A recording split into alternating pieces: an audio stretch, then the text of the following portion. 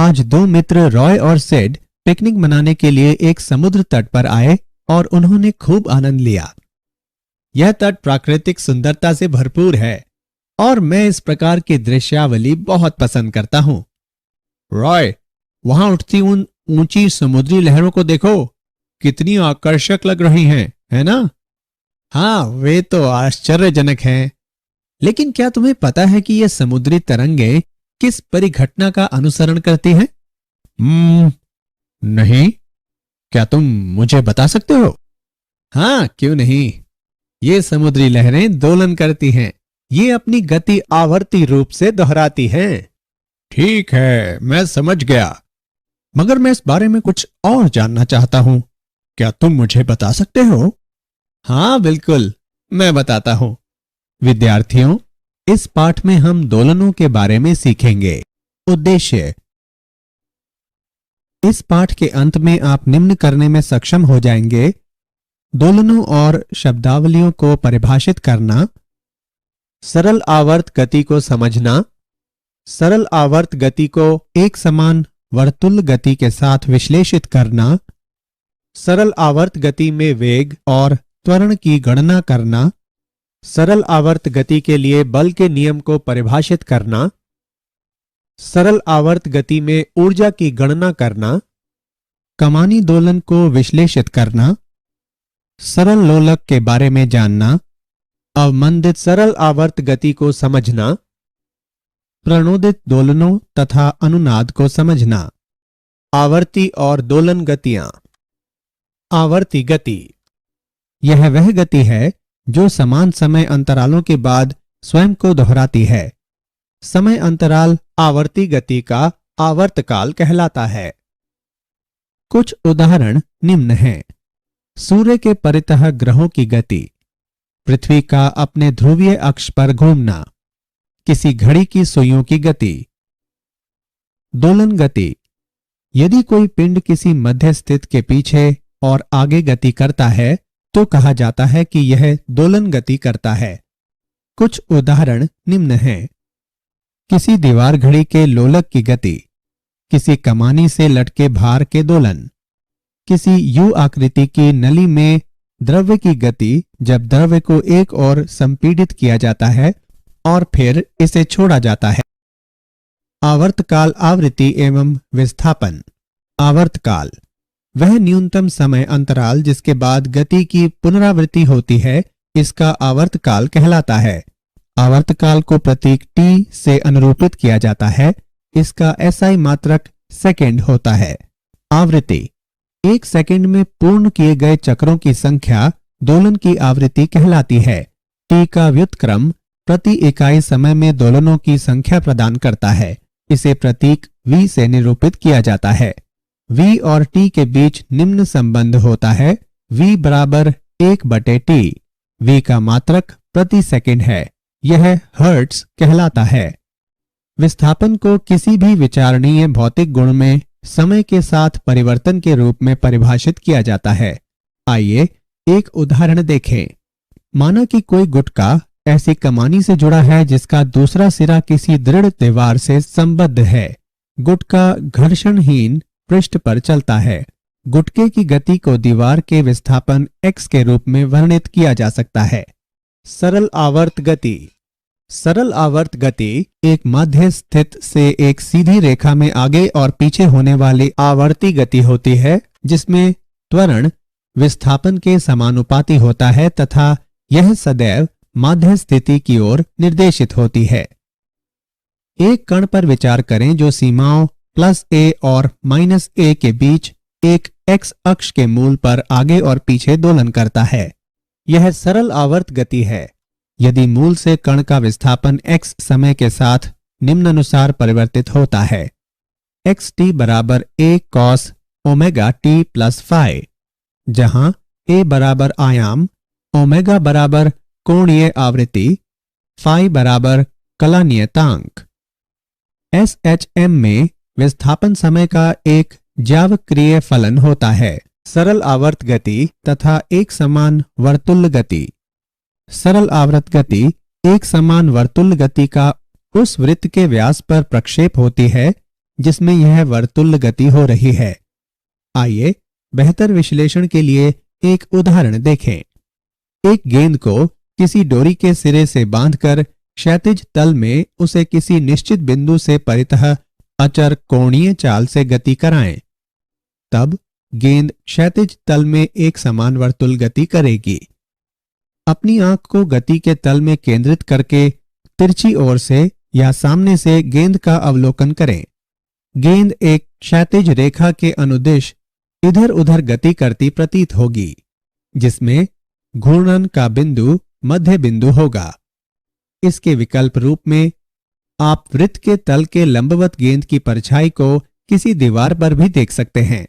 इस प्रक्रिया में हम जो कुछ अवलोकन करते हैं वास्तव में वह हमारी दृष्टि की दिशा के अभिलंबवत व्यास पर गेंद की गति होती है। सरल आवर्त गति में वेग तथा त्वरण। एक समान आवर्त गति में एक कण की चाल v इसकी कोणीय चाल ओमेगा गुने वृत्त a की त्रिज्या है। v बराबर ओमेगा a। t समय पर वेग v की दिशा वृत्त की स्पर्श रेखा के अनुदिश उस बिंदु पर जहां उस क्षण में कण स्थित है। प्रक्षेप कण का वेग निम्नानुसार व्यक्त है। v ऑफ t बराबर minus omega a sine omega t plus phi. यहां ऋणात्मक चिन्ह इंगित करता है कि v ऑफ t की दिशा x अक्ष की धनात्मक दिशा के विपरीत है। SHM करने वाले एक कण का तात्क्षणिक त्वरण संदर्भ वृत्त विधि से निर्धारित किया जा सकता है। एक समान वर्तुल गति करने वाले कण P के अभिकेंद्री त्वरण का परिणाम v वर्ग बटे a या ओमेगा वर्ग बटे a होता है और यह केंद्र की ओर अर्थात PO के अनुदिश निर्देशित होता है। प्रक्षेप कण P डैश का तात्क्षणिक त्वरण निम्न द्वारा व्यक्त है। a ऑफ t बराबर माइनस ओमेगा वर्ग a cos omega t plus phi बराबर माइनस ओमेगा वर्ग x। उदाहरण। आइए सरल आवर्त गति में वेग और त्वरण का एक उदाहरण देखें। सरल आवर्त गति के लिए जिसका आयाम 3 सेंटीमीटर और आवर्तकाल 5 सेकंड है, सामान्य अवस्था में तथा सामान्य अवस्था से 2 सेंटीमीटर विस्थापन में वेग और त्वरण ज्ञात करें। आइए इसका हल देखें। यहां आयाम a बराबर 3 सेंटीमीटर तथा कोणीय आवृत्ति ओमेगा बराबर 2 पाई बटे t बराबर 2 पाई बटे 5 रेडियन प्रति सेकेंड। विस्थापन के संदर्भ में वेग तथा त्वरण के लिए व्यंजक निम्न है। v बराबर ओमेगा अंडर रूट a वर्ग माइनस y वर्ग तथा a बराबर ओमेगा वर्ग y। मध्य बिंदु पर y बराबर 0, अतः v बराबर ओमेगा a बराबर 3.77 सेंटीमीटर प्रति सेकेंड तथा a बराबर 0। y बराबर 2 सेंटीमीटर पर हम पाते हैं कि v बराबर 2 पाई वर्गमूल 5 बटे 5 बराबर 2.81 सेंटीमीटर प्रति सेकेंड। a बराबर ओमेगा वर्ग y बराबर 2 पाई बटे 5 वर्ग गुणा 2 बराबर 3.16 सेंटीमीटर प्रति सेकेंड वर्ग। सरल आवर्त गति के लिए बल नियम। सरल आवर्त गति में m द्रव्यमान के कण पर कार्य करने वाले बल की गणना करने के लिए हम न्यूटन के गति के द्वितीय नियम का तथा सरल आवर्त गति करने वाले कण के त्वरण हेतु व्यंजक का उपयोग करते हैं। f ऑफ t बराबर ma। a का मान प्रतिस्थापित करने पर हम पाते हैं कि f ऑफ t बराबर माइनस m ओमेगा वर्ग x of t। f of t बराबर माइनस के x ऑफ t, यहाँ k बराबर m ओमेगा वर्ग, ओमेगा बराबर अंडर रूट k बटे m। बल सदैव माध्य स्थिति की ओर निर्देशित होता है, इसलिए इसे कई बार सरल आवर्त गति में प्रत्यानयन बल भी कहा जाता है। बल x ऑफ t के रैखिक समानुपाती होता है। ऐसे बल के साथ दोलनकर्ता कण रैखिक सरल आवर्ती दोलक कहलाता है। सरल आवर्त गति में ऊर्जा। गतिज ऊर्जा। सरल आवर्त गति करते किसी कण का वेग समय का आवर्ती फलन होता है। विस्थापन की चरम स्थितियों पर यह शून्य होता है। गतिज ऊर्जा निम्न द्वारा व्यक्त है।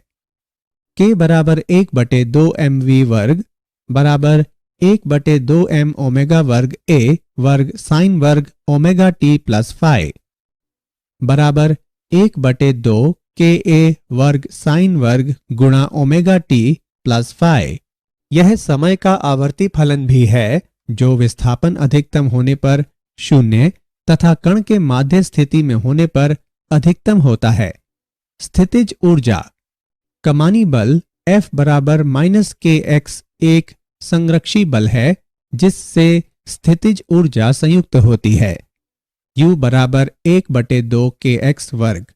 अतः सरल आवर्त गति करते किसी कण की स्थितिज ऊर्जा U ऑफ x बराबर 1/2 kx वर्ग बराबर 1/2 ka वर्ग कॉस वर्ग ओमेगा t प्लस फाई। अतः सरल आवर्त गति करते किसी कण की स्थितिज ऊर्जा भी t/2 आवर्तकाल के साथ आवर्ती होती है जो माध्य स्थिति से शून्य और चरम विस्थापन पर अधिकतम होती है।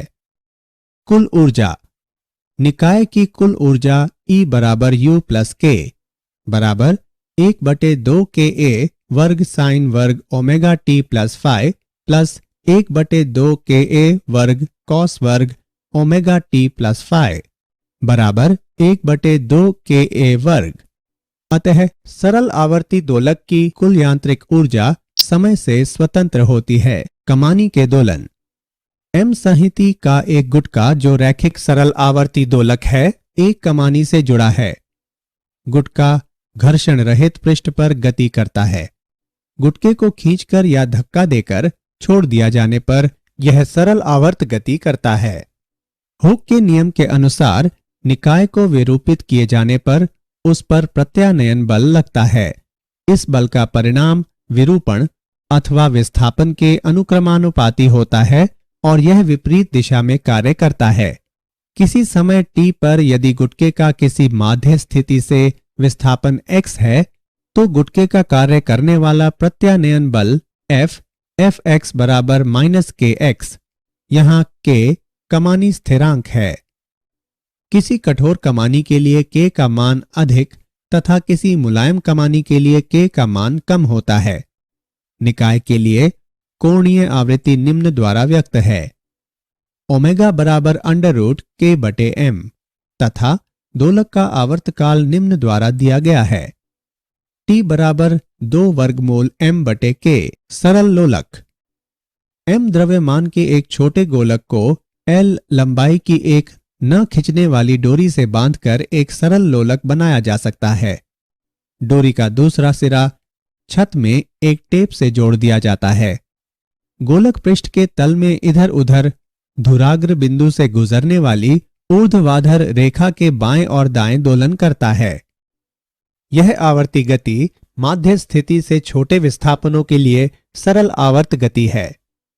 थीटा डोरी द्वारा ऊर्ध्वाधर से बनाया गया कोण है। जब गोलक माध्य अवस्था में होता है तो थीटा बराबर 0 होता है। गोलक पर केवल 2 बल कार्य करते हैं जो निम्न हैं।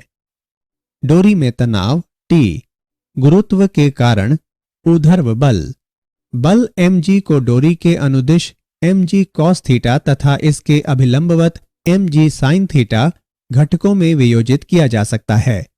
स्पर्श रेखीय घटक लोलक के धुराग्र बिंदु के परितः एक प्रत्यानन बल आघूर्ण उत्पन्न करता है।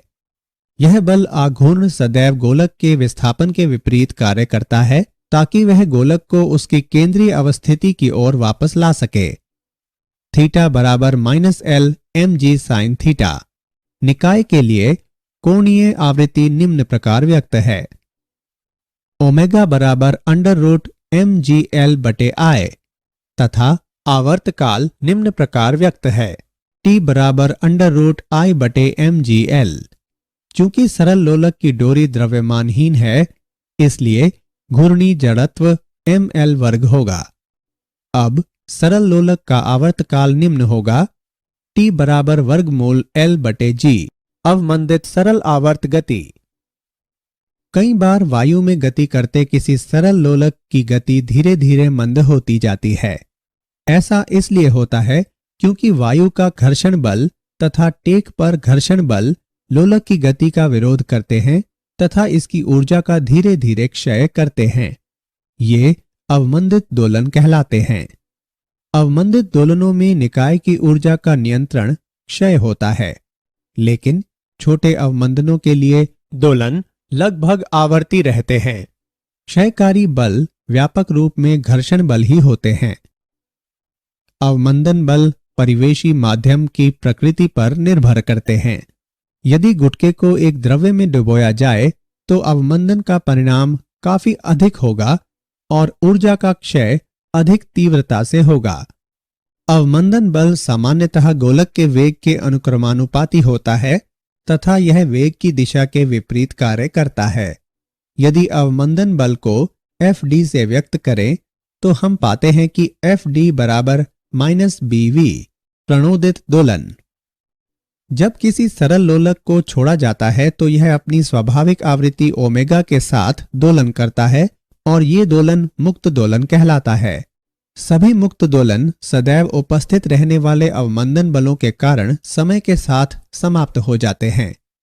जब कोई बाह्य बल दोलनों को बनाए रखता है तो ये दोलन परिचालित या प्रणोदित दोलन कहलाते हैं।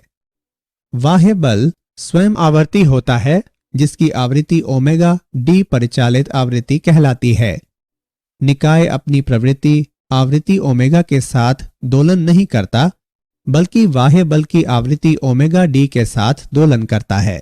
अनुनाद परिचालक आवृत्ति का वस्तु के दोलन के प्राकृतिक आवृत्ति के बराबर होने की स्थिति में दोलन के आयाम के अधिकतम होने की परिघटना को अनुनाद कहते हैं।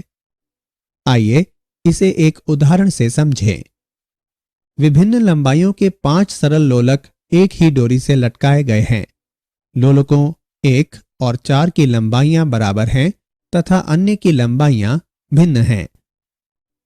अब हम लोलक 1 को गतिमान करते हैं। संबद्ध डोरी से होकर ऊर्जा उस लोलक से अन्य लोलकों को स्थानांतरित होती है जिसके फलस्वरूप वे भी दोलन करने लगते हैं। परिचालन बल संबद्ध डोरी द्वारा प्रदान किया गया है। इस बल की आवृत्ति लोलक 1 के दोलन की आवृत्ति के समान होती है। लोलकों 2, 3 और 5 की अनुक्रियाएं हैं। वे पहले विभिन्न आयामों से अपनी अपनी प्राकृतिक आवृत्तियों के दोलन करते हैं, परंतु यह गति अवमंदित हो जाती है और बनी नहीं रह पाती। लोलक 4 की अनुक्रिया लोलकों के इस सेट के विपरीत होती है। यह लोलक 1 के समान आवृत्ति के साथ दोलन करता है और इसका आयाम धीरे धीरे बढ़ता हुआ काफी अधिक हो जाता है। अनुनाद की भांति अनुक्रिया देखी जाती है। क्या आप जानते हैं गति के माध्य बिंदु पर स्थितिज ऊर्जा न्यूनतम होती है और अधिकतम विस्थापन पर स्थितिज ऊर्जा अधिकतम होती है। ज्वारीय बलों के कारण समुद्र तल ऊपर उठता और नीचे गिरता है और बनने वाली ज्वारीय धाराओं की दोलन गति होती है। 1656 में डच वैज्ञानिक क्रिश्चियन हजेंस ने पहली पेंडुलम घड़ी का निर्माण किया। तत्समय प्रचलित यांत्रिक घड़ियों की तुलना में यह महत्वपूर्ण सुधार था। इनकी सर्वोत्तम शुद्धता को प्रतिदिन 15 मिनट के विचलन से बढ़ाकर प्रतिदिन लगभग 15 सेकंड तक कर दिया गया। सारांश। आइए हमने जो कुछ सीखा है उसे संक्षेप में दोहराएं। वह गति जो समान समय अंतरालों के बाद खुद को दोहराती है आवर्ती गति कहलाती है। यदि कोई पिंड किसी माध्य स्थित से पीछे और आगे की गति करता है तो कहा जाता है कि यह दोलन गति करता है। 1 सेकंड में पूर्ण किए गए चक्रों की संख्या दोलन की आवृत्ति कहलाती है। विस्थापन को किसी भी विचारणीय भौतिक गुण में समय के साथ परिवर्तन के रूप में परिभाषित किया जाता है। सरल आवर्त गति एक माध्य स्थिति से एक सीधी रेखा में आगे और पीछे होने वाली आवर्ती गति होती है जिसमें त्वरण विस्थापन के समानुपाती होता है तथा यह सदैव माध्य स्थिति की ओर निर्देशित होती है। सरल आवर्ती दोलक की कुल यांत्रिक ऊर्जा समय से स्वतंत्र होती है।